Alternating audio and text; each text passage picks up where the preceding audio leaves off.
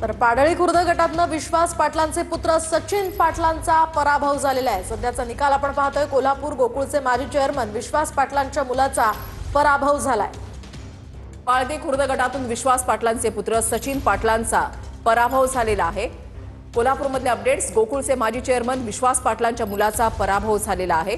या निवडणुका झाल्यानंतर गोकुळ दूध संघाच्या निवडणुका ज्या आहेत त्या लागू होतील, जाहीर केल्या जातील आणि त्यासाठी ही निवडणूक जिल्हा परिषदेची निवडणूक अत्यंत महत्त्वाची मानली जाते।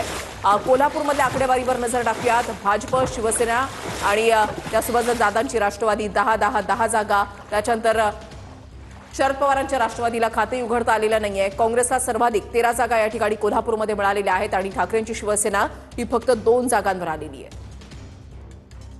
कोल्हापूरमध्ये जर आपण पाहिलं तर काँग्रेसचा वर्चस्व जो आहे तो पाहायला मिळालेला होता। कोल्हापूरमध्ये सर्वच पक्षांनी स्वतंत्र निवडणूक या ठिकाणी लढवलेली होती आणि त्याच्यामध्ये शिवशाहू आघाडी याचा देखील एक महत्त्वाचा फॅक्टर होता। सतेज पाटील यांच्यावर प्रामुख्याने कोल्हापूरची जबाबदारी होती आणि महाविकास आघाडीमध्ये संवाद साधण्याचे काम जे आहे, जी जबाबदारी आहे ती सतेज पाटलांवर देण्यात आलेली होती।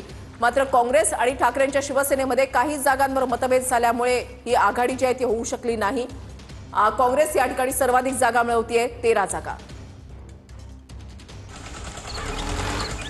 तर जिल्हा परिषदेची ही आकडेवारी आपण पाहतोय। भाजप सर्वाधिक 8 जागांवर, तर शिंदेची शिवसेना 3 जागा आणि दादांची राष्ट्रवादी 1 जागेवर या ठिकाणी विजय झाल्याचं पाहायला मिळत आहे। तर शरद पवारांच्या राष्ट्रवादीला खातंही उघडता आलं नाहीये। शिवाय काँग्रेस सुद्धा 0 जागांवर आहे, तर ठाकरेंच्या शिवसेनेला सुद्धा 0 जागा।